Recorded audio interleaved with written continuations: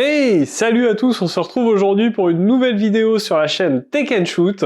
Et aujourd'hui, on va parler de ceci, le Roccat Vulcan 2 Max. Donc un nouveau clavier de chez Roccat avec beaucoup de RGB, on verra ça ensemble tout au long de cette vidéo.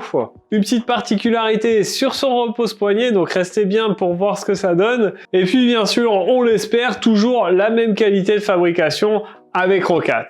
Alors ce Roccat Vulcan 2 Max, on le retrouve aux alentours de 230 €. Je vous mettrai bien sûr un lien affilié dans la description, n'hésitez pas à aller le checker, parce que en fonction de la date à laquelle je tourne la vidéo, le prix aura peut-être changé, surtout en ces périodes de Black Friday et de Noël. On n'est pas à l'abri d'une petite promo qui fait plaisir. Et donc on va voir ensemble dans cette vidéo, bien si pour 230 € ce clavier vaut le coup ou pas. Allez, on perd pas de temps, on va tout de suite aller faire un unboxing, on voit son packaging, à quoi ressemble ce clavier, on parle de ses caractéristiques techniques, et puis on se retrouve tout de suite après pour le tester et que je vous donne bien sûr mon avis dessus.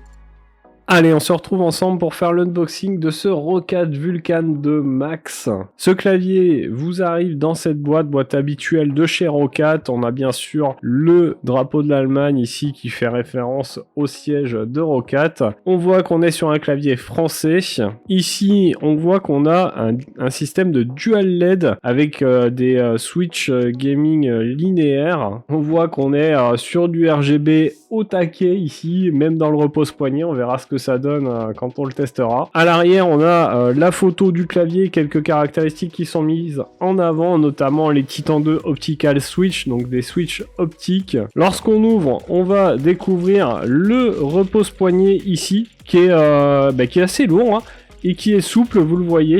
Donc c'est lui qui va refléter le RGB, on verra ce que ça donne. Ensuite on retrouve notre clavier qui est assez lourd quand même, on verra après le poids, mais il pèse son poids. Alors on a ici un câble USB pour le connecter, on est sur deux USB, donc ce clavier a besoin de deux câbles USB pour fonctionner. Alors c'est un petit peu beaucoup, c'est un petit peu dommage, mais je pense que c'est dû au fait qu'on a beaucoup de RGB dessus. Après, voilà, il faut savoir que si vous achetez ce clavier, il y aura deux ports USB qui seront pris sur votre PC. Et enfin, on retrouve un petit guide de démarrage rapide avec une partie en français, vous le voyez. Alors, notre clavier, le voici. Il a pour dimension 463 mm de long, 236 mm de large. La hauteur, on est sur 33,5 mm. Au niveau du poids, je vous disais qu'on était sur un clavier qui est assez lourd. Effectivement, sans repose-poignet, on est déjà à 1040 grammes, donc un clavier qui pèse plus d'1 kg, et avec le repose-poignet on va être à 1300 grammes, donc 1,3 kg, ce qui est quand même plutôt pas mal. On est sur un clavier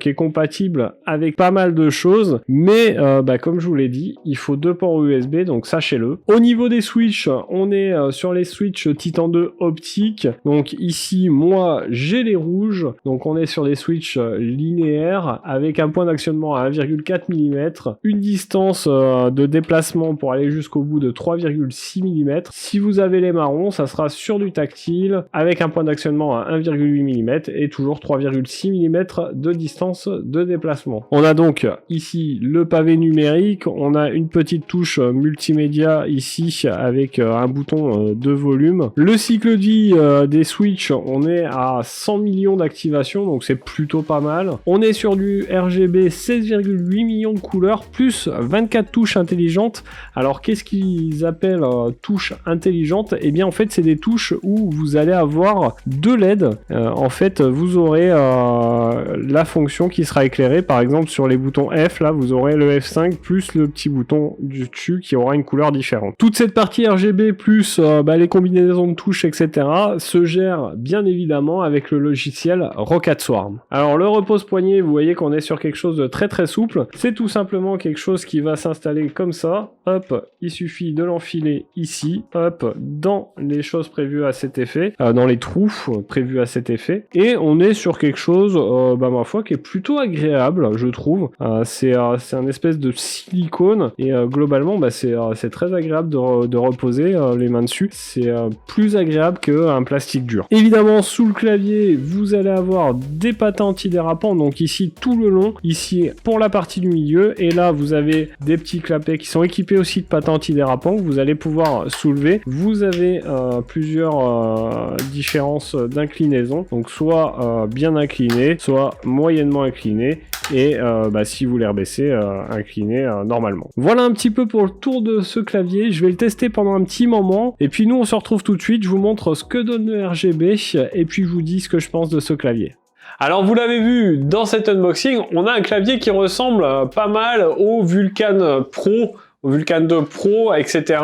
En tout cas, on est dans l'esprit de ces claviers, mais avec une grosse différence. La première, au niveau du repose-poignet, puisque celui-là va être en silicone très souple, et d'ailleurs, c'est vraiment une partie que j'ai adorée sur ce clavier. C'est vraiment très agréable pour poser son poignet. Et puis, eh bien, non seulement en plus d'être souple et d'être en silicone, va refléter le RGB dans ce repose-poignet, et on a un effet tout de suite assez fou, un setup qui change complètement quand on a ce type de clavier. Et si vous aimez le RGB, clairement c'est le clavier qu'il vous faut. Bien sûr, ce clavier est équipé des switches de chez Roccat, les Titan 2 Optical, donc des switches optiques. Switches qui sont garantis pour 100 millions d'activations, donc c'est plutôt pas mal. Bien sûr, tout ça est pilotable via le logiciel Roccat Swarm, vous avez l'habitude. Et clairement, eh bien, tout ça fait que ce clavier est vraiment un très bon clavier. Alors, ces points positifs à ce clavier, à ce Roccat Vulcan 2 Max, eh bien, c'est clairement son design. On a vraiment un joli design, beaucoup de RGB. Sa qualité de fabrication, bien sûr, puisque on a quelque chose de qualité. La qualité de ces switches qui est vraiment très agréable. On a vraiment des switches agréables au toucher, à l'utilisation, etc.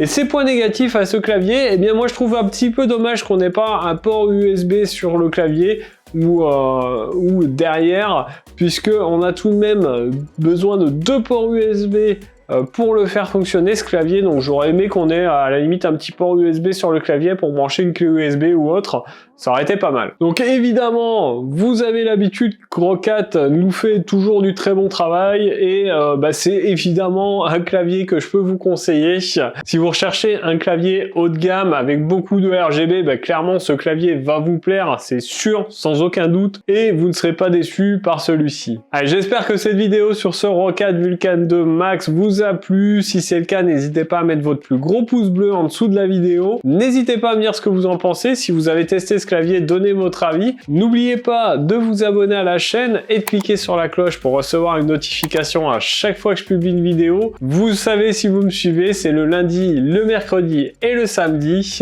Nous, en attendant, on se retrouve dans une prochaine vidéo. Prenez soin de vous, à plus et bon shoot!